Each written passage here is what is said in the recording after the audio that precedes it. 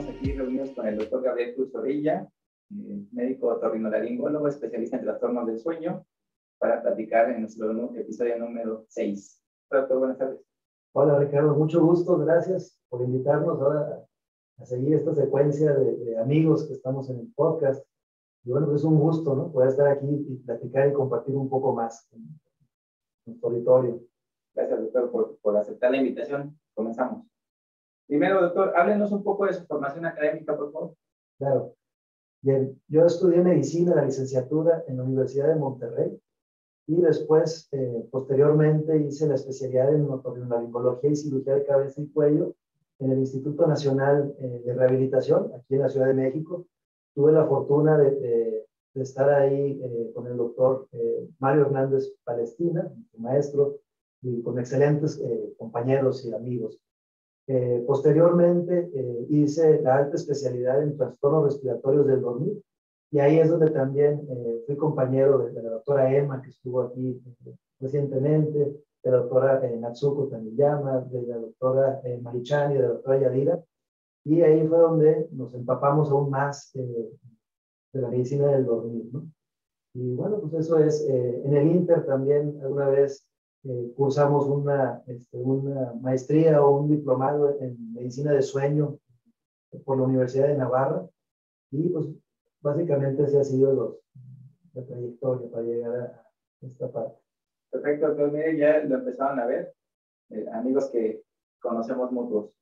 Doctor, háblenos sobre el papel del médico otorrinolaringólogo en el abordaje de los trastornos del sueño, por favor. Claro. Algo que siempre compartimos, ¿no? Los que nos dedicamos a esto es que los problemas del sueño afectan a todas, tienen que ver con todas las disciplinas de la medicina y muy en particular el otorrinolaringólogo está en una situación privilegiada en cuanto a la apnea de sueño, el ronquido, la respiración oral, porque como otorrinolaringólogos dentro de nuestro quehacer cotidiano tenemos la fortuna de atender desde recién nacidos, tener niños, tener adultos, pacientes con comorbilidades, y el campo del otorrino es muy amplio. Tenemos colegas que se enfocan en su práctica cotidiana a patologías de laringe o a patologías, a medicina, a cirugía estética. Pero bueno, entonces en general el otorrinolaringólogo es el experto en la exploración física de la vía aérea superior. Y pues, precisamente es uno de los puntos clave, ¿no? En el manejo de pacientes con ronquido y apnea de sueño. Entonces, eso es de lo más habitual que vemos. Así es, doctor. Y también juegan un papel muy importante en el manejo quirúrgico, que de hecho ustedes son los que operan. Ahorita lo vamos a comentar. Doctor, ¿cuándo es importante referir a un paciente con apnea obstructiva del sueño al médico otorrinolaringólogo como usted, que es especialista en sueño? Claro. Entonces, dentro del ecosistema de los médicos que trabajamos en conjunto en el beneficio de los pacientes, principalmente los otorrinolaringólogos tenemos actividad, por ejemplo, en un paciente que ya está diagnosticado con apnea de sueño, por ejemplo, que ya está en proceso de adaptarse a un dispositivo de presión positiva como un CPAP o algún tipo de ventilación mecánica no invasiva, pero que está teniendo problemas por obstrucción nasal. Entonces, uno de los principales motivos de referencia con el otorrinolaringólogo es esa exploración, por ejemplo, de mejorar la respiración nasal y lograr que un paciente se logre apegar. Otro escenario es el paciente con diagnóstico de apnea de sueño que ya probó otras opciones terapéuticas, dígase CPAP, dígase dispositivo de avance mandibular, que ya ha estado en un tratamiento guiado para bajar de peso, pero que sigue teniendo apnea de sueño. Entonces, en esos casos, nuevamente cobra importancia el seguir ofreciendo algo para ayudar a nuestros pacientes. Entonces, los otorrinolaringólogos con entrenamiento en cirugía de sueño tienen las herramientas necesarias para hacer un buen topodiagnóstico de los sitios de colapso y de obstrucción en cada paciente en particular, y escoger o hacer las técnicas, ejecutar las técnicas quirúrgicas para lograr esto. Entonces, tenemos ya dos indicaciones principales.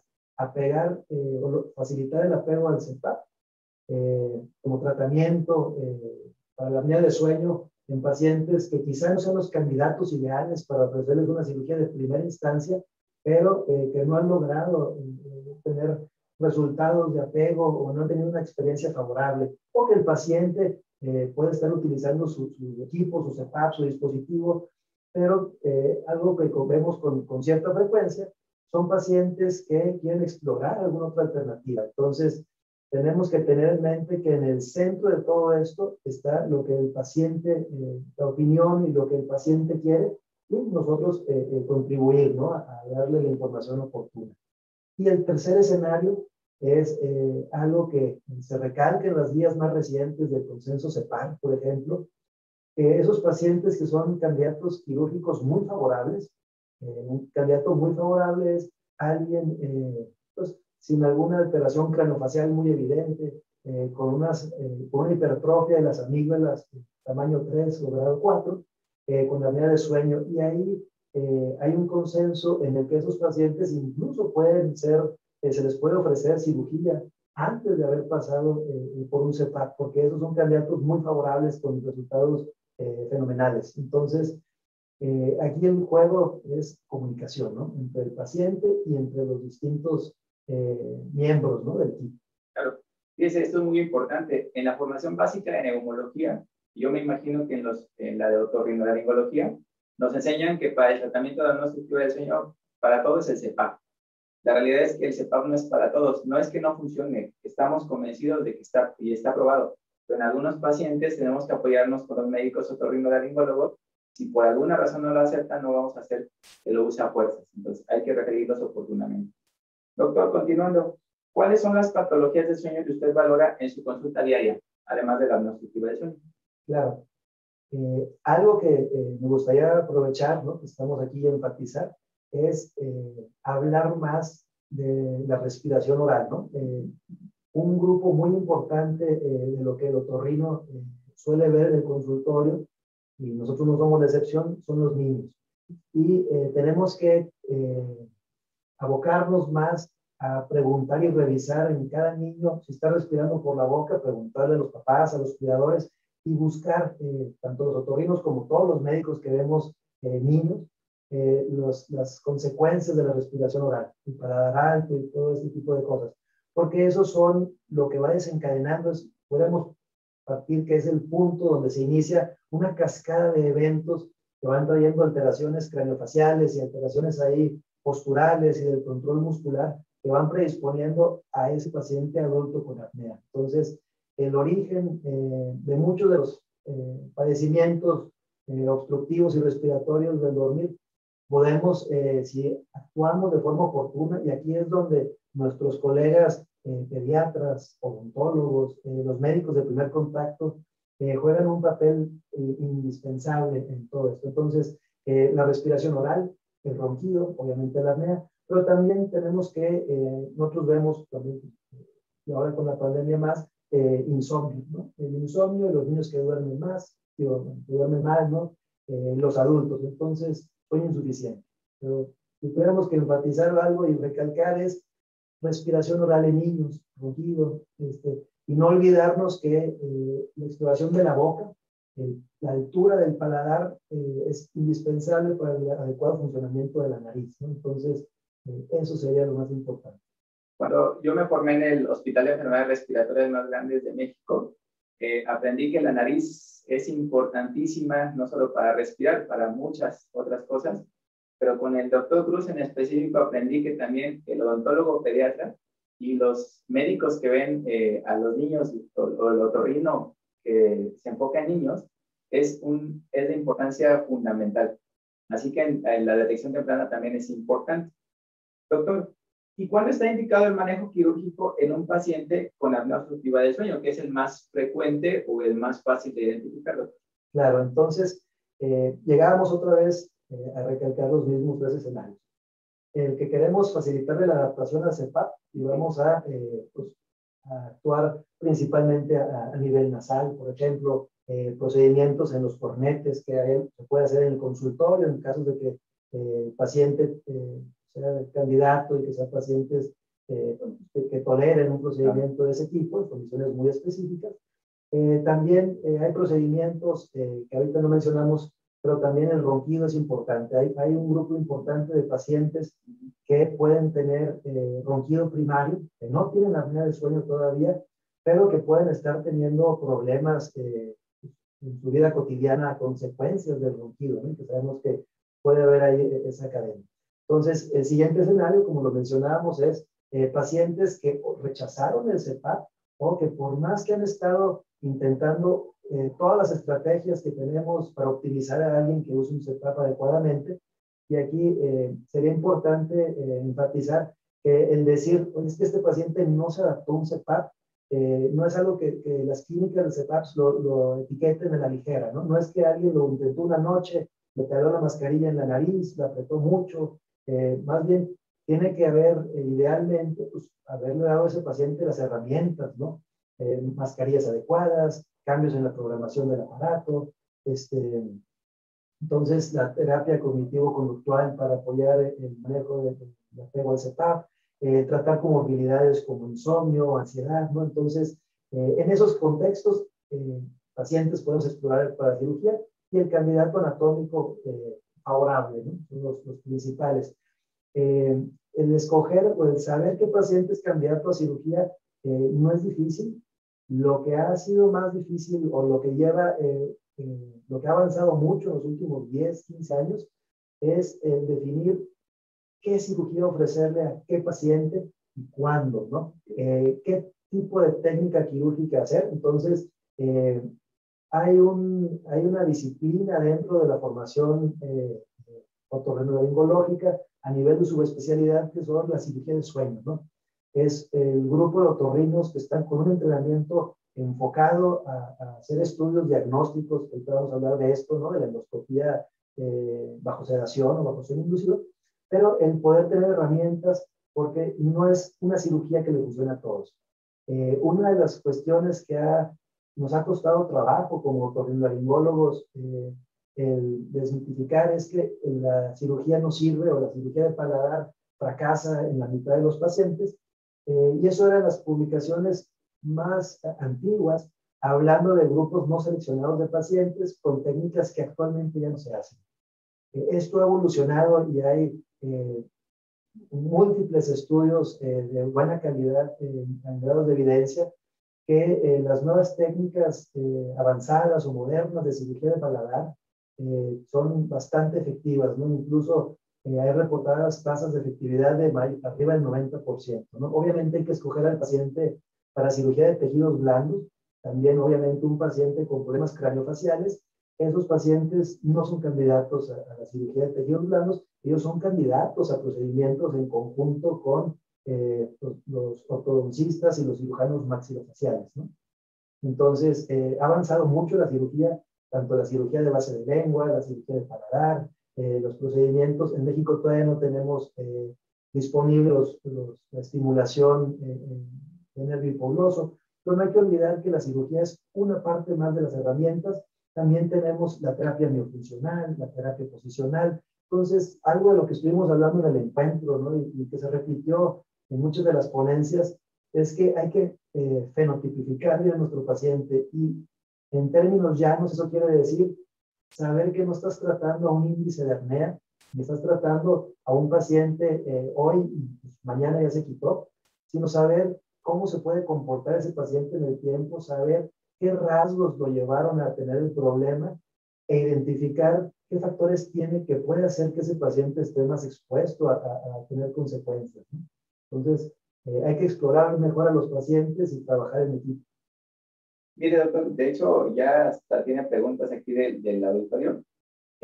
Un amigo mutuo, el doctor Rafael Santana Miranda, nos pregunta qué manifestaciones conductuales en los niños nos deben hacer sospechar de un trastorno respiratorio durante el sueño. Doctor, ¿cómo ve? ¿De una vez? Claro, ya qué gusto que Rafa está por acá. Rafa está dentro de la mesa directiva, igual que el doctor Bello. Entonces, es muy importante que los problemas conductuales, solemos tener la impresión de que el fenotipo clásico de alguien con apnea de sueño es que está somnoliento, ¿no? Como la imagen de un adulto mayor, obeso, que se queda dormido. Y tratamos de extrapolar eso coloquialmente, ¿no? Y en los niños pasa todo lo opuesto. Tenemos que ver muchos niños que erróneamente pueden estar etiquetados como que tienen un problema de atención o de hiperactividad, o un problema de conducta, o un problema de, por ejemplo, de enuresis. Pueden ser cosas que estén detrás de esto. Niños inquietos, niños de difícil control. En definitiva, y eso lo ven nuestros colegas pediatras y nuestros colegas psicólogos y terapeutas, es que siempre tenemos que explorar qué tal duerme ese niño, cómo son el entorno de dormir de ese niño, cómo duermen los papás, cuántas horas está durmiendo el niño, porque esto también puede ser una manifestación de que duermen poco, ¿no? Ver si el niño ronca. Todavía hay personas que piensan que roncamos cuando estamos dormidos profundamente y que los niños roncadores es porque pues, están muy cansados. Y es normal. Claro, y es todo lo contrario. Así es. Entonces, cualquier niño que duerma poco, que tenga un sueño inquieto, que duerma mal, si tú como papá ves a un ser querido que está sufriendo mientras duerme, definitivamente tienes que buscar llevar esto con un experto, ¿no? Con un médico. Los niños deben de dormir tranquilos, plácidamente, ¿no? Y siempre hay que interrogar otras cosas más, ¿no? Los niños que tienen problemas respiratorios del dormir suelen tener un sueño fragmentado y eso también en ocasiones puede predisponer a parasomnias, ¿no? Algunos niños con sueño inquieto en ocasiones pueden tener, es más común que encontremos fenómenos normales como terrores nocturnos, como hablar dormidos, ¿no? O hacer algunas conductas ahí de caminar o alguna cosa de estas. Eso por sí solo es normal, no es motivo de alarma, a menos de que pase muy recurrente, pero en un niño con un sueño inquieto que además tiene alguna parasomnia, por más razón tenemos que ver que no haya algo que esté fragmentando el sueño. Siempre la crítica con los médicos cirujanos es que todo lo quieren operar. El otorrino creo que es un punto intermedio entre el clínico y el cirujano, porque el otorrino, es lo que yo he aprendido con mis amigos como el doctor Gabriel Cruz, analiza el caso, si lo tienen que operar, lo opera, pero si no lo tienen que operar, también lo resuelve. Y eso es algo muy importante de aclarar. Doctor, continuando, ¿qué es la somnoendoscopía o endoscopía de sueño? ¿Y quién es el especialista que puede realizar este procedimiento? Claro, ahorita regresando a lo que mencionabas, precisamente una de las ventajas que como especialidad tenemos los que nos dedicamos a la otorrinolaringología es que como nos trabajamos sobre una área anatómica, ¿no? La vía aérea superior, principalmente, bueno, el oído, pero bueno, lo importante aquí es que el otorrino cuenta con las herramientas quirúrgicas, pero también no quirúrgicos, ¿no? En este espectro. Entonces, hablando de la evaluación de los pacientes candidatos a considerar una cirugía o los pacientes con apnea, tenemos herramientas muy sencillas de consultorio, no invasivas, que están al alcance de cualquier colega que se dedique a ver pacientes, como una buena exploración nasal, valorar el tamaño de los cornetes, valorar si ese paciente tiene alergias, valorar si tiene colapso en las válvulas nasales, valorar la desviación septal, revisar la altura del piso, de la nariz.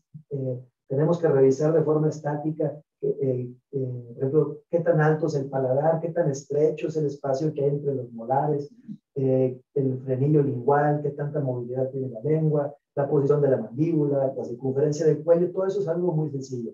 Una herramienta que ha ido cobrando más relevancia, sobre todo en los pacientes que fracasaron el CEPAC, en los que estamos considerando cirugía, es pues, valorar cómo se comporta esa vía aérea superior en condiciones más similares a lo que sucede cuando dormimos, ¿no? Es como si quisieras diagnosticar apnea de sueño haciendo una poligrafía con el paciente despierto y sentado, no se comporta diferente. Entonces, lo mismo sucede con la vía aérea.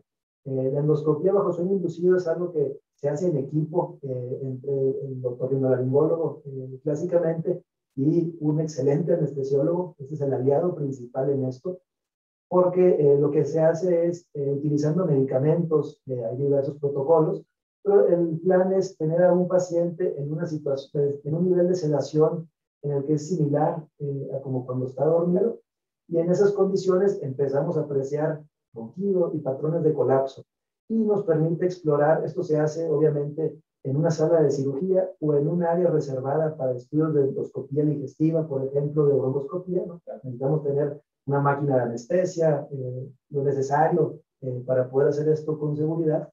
Entonces, en esas situaciones se puede ver los diferentes patrones de colapso a los diferentes niveles de la vía aérea superior y podemos explorar al paciente boca arriba, de lado, ¿no? En su posición favorita. Y también incluso se puede, con el apoyo de nuestros colegas odontólogos especialistas en medicina del sueño, revisar cómo modifica el colapso con dispositivos de avance mandibular o con algunas maniobras, ¿no? de avance. Incluso hay grupos aquí en México que están haciendo este estudio poniendo un CPAP también y valorando las presiones del CPAP. Obviamente no para titular un CPAP, sino para ver fenómenos en los pacientes que no se adaptan. En ocasiones puede haber colapsos a nivel de la epiglotis que pueden empeorar con la presión positiva. No son cosas infrecuentes, pero la forma de encontrarlas es con este tipo de estudios, ¿no? Y ayuda entonces a seleccionar los procedimientos quirúrgicos que pudiéramos llegar a plantearles a un paciente, ¿no? Para realizar. Ojo, es un procedimiento médico, lo hace un médico entrenado, un médico experto, y habitualmente no solo, lo acompaña un anestesiólogo o más personal entrenado. Es muy importante. Y ese estudio se documenta, se graba, y otra ventaja que tiene es una herramienta muy útil para ayudar a enseñarle al paciente y explicarle lo que está sucediendo, ¿no? Concientizarlo. Y igual, no es un estudio que solemos hacer si un paciente no es candidato a cirugía o en un paciente que está adaptado por CPAP. No reemplaza un estudio de sueño, más bien es esa herramienta adicional que muchas veces es el preámbulo, ¿no? Para alguien que estamos considerando una cirugía. Muy importante. Doctor, para quienes no lo sepan, el doctor es el actual presidente de la Academia Mexicana de Medicina del Dormir. El primer capítulo fue con el doctor Jiménez Genchi, que ahora ya es presidente pasado. Hace unos días, ayer precisamente terminamos la administración previa y ahora el doctor está a cargo. Doctor, ¿cuáles son sus perspectivas como presidente de la Academia Mexicana? Pues mira, lo que queremos, la naturaleza de la academia como tal, es fomentar la enseñanza, la educación y la importancia de la medicina del sueño, ¿no? Y de la investigación en medicina del dormir. Entonces, hay una línea de proyectos que se han estado llevando a cabo desde que empezó la academia en el 2011, que ha permitido que la academia esté en la situación actual presente, ¿no? Como algo multidisciplinario, clínica llena de expertos. En la gestión del doctor Jiménez Genchi, en donde participaste la doctora Selene, como parte de su mesa, fue algo muy fructífero. El doctor Jiménez, aprendimos mucho de él, pero fruto de esto, algunas de las cosas que quedan a la posteridad son libros, ¿no? Hay unos excelentes libros, precisamente el manual de trastornos respiratorios del dormir. La doctora Margarita Reyes acaba de presentar su libro también. Entonces, una parte es generar esas herramientas adecuadas, participar en consensos internacionales, ayudar a formar un puente a la hora de la formación de nuevos grupos y hacer eventos de calidad. Entonces, algunos de los proyectos que tenemos es continuar con todo esto, trabajar más la parte de difusión, tanto entre los médicos, expandir más la presencia de la academia en los diferentes estados de la República. Hay estados en los que no tenemos afiliados. Hay gente muy valiosa que está trabajando en medicina del dormir, pero precisamente en campos multidisciplinarios, si nos logramos conectar y estar en sintonía entre nosotros, compartir las experiencias y fomentar los grupos de trabajo multidisciplinarios, nos va a ayudar a crecer, dar mejor atención a los pacientes, ¿no? Entonces, mucho va a mejorar la forma en la que entendemos como público lo que es el dormir, mejorar y tener las herramientas como médicos, ¿no? Y seguir trabajando en esto, ¿no? En estas gestiones para seguir llegando a esto. Tener más influencia a nivel de la política pública, tener más influencia en la implementación en los hospitales, ¿no? La gestión de recursos, con las compañías de seguros de gastos médicos, porque algo importante es que si bien la apnea de sueño está más que demostrado y documentado que trae repercusiones graves para la salud, aún es algo que está excluido de la mayor parte de las pólizas de seguros de gastos médicos mayores, ¿no? Y entonces eso es algo que es difícil de entender. Queda mucho trabajo por hacer, pero definitivamente es otra área importante donde tendremos que, como academia, hacer lo nuestro, ¿no? Para cambiar. Claro.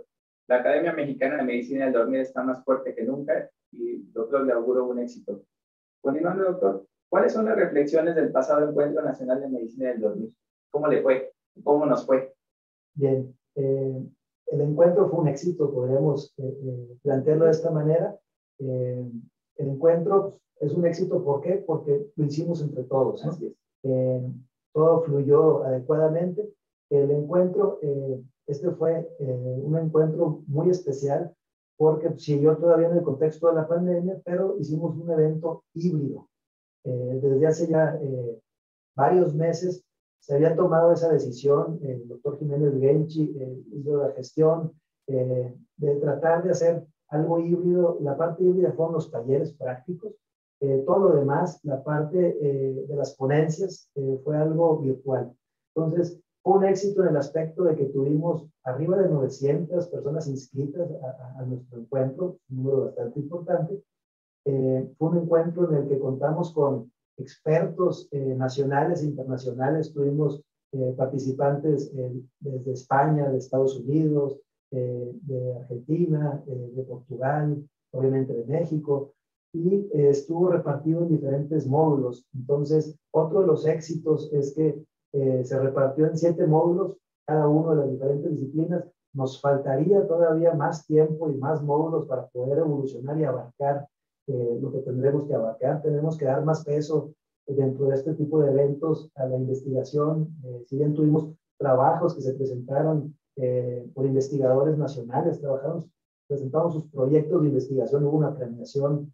Hay que destacar que hubo 11 trabajos de excelente calidad. Fue difícil el comité encontrar ahí las diferencias importantes para premiarlo, pero también, además de ser multidisciplinario, tuvimos en forma simultánea arriba de 350 personas en un momento dado viendo algunas de las pláticas, ¿no? En el módulo de neumología que coordinó la doctora Selene, fue nuestro módulo más taquillero. En general, todas las charlas tuvieron excelente calidad. El contenido del Congreso va a estar disponible a la gente que estuvo inscrita al Congreso para verlo. Fue un evento muy cargado en cuanto a contenido. Entonces lo van a poder seguir repasando y disfrutando ya a un ritmo que ustedes quieran tener. Y también ya después los socios de la academia van a poder tener acceso a las pláticas dentro de nuestra página, en una plataforma especial que se está diseñando para eso. Entonces, nos dejó la vara muy alta el doctor Jiménez Genchi. A su vez, ha sido una cadena, porque el doctor Jiménez Genchi tuvo el compromiso de dejar la vara muy alta también. Entonces, lo que tenemos que hacer es seguir ese patrón, ¿no? De ir tratando de dejarle la vara más alta, de dejárselo en mejores condiciones, ¿no? Que en este caso, dentro de 2 años, el doctor Ricardo Bello va a ser el presidente de la academia en funciones. Entonces, sí, siempre hay una competencia sana entre nosotros. Los módulos siempre competimos a ver quién es el que más asistentes tiene. Y la verdad, doctor Jiménez, si nos está viendo, muchas gracias por la confianza. Doctor Gabriel Cruz, ¿algo más? ¿Dónde podemos localizarlo? Si la gente quiere consultarle algo, alguna cita médica, ¿dónde lo podemos encontrar? Claro, pues estamos a sus órdenes. Nuestros datos están en la página de la Academia Mexicana de Medicina del Dormir. Yo estoy en Saltillo, Coahuila. Ahí estamos, ahí tenemos un consultorio, estamos dentro del Hospital Cristos Muguerza. Igual pueden encontrar los datos ahí en mi página. Es www.airespiratoria.com. Entonces, lo que les podamos ayudar es la academia y su servidor, estamos más que abiertos, ¿no? Ser de utilidad de nada. Te recuerdo la página de la Academia Mexicana de Medicina del Dormir, www.medicinadeldormir.org, y siempre grábense el correo de la secretaria a mmmdsecretaria@email.com. Ahí pueden pedir cualquier información sobre el doctor Gabriel Cruz y cualquiera de nuestros asociados. Y grábense este nombre, Gabriel Cruz Zorrilla, porque va a sonar los próximos 2 años muy fuerte. Doctor, ¿algo más? No, pues gracias, pero este tipo de actividades y de iniciativas, ¿no? Justo va muy alineada a la misión que tenemos, ¿no? Que es acercarnos más y pues no basta más que agradecer el apoyo. No nada más son las dos personas que estamos aquí enfrente, no estamos sí. sobre los hombros de gigantes y hemos estado acostumbrados a esto y tenemos el apoyo pues, de gente invaluable, ¿no? Entonces agradecerles a ellos todo esto. Así es. Muchas gracias y nos vemos pronto.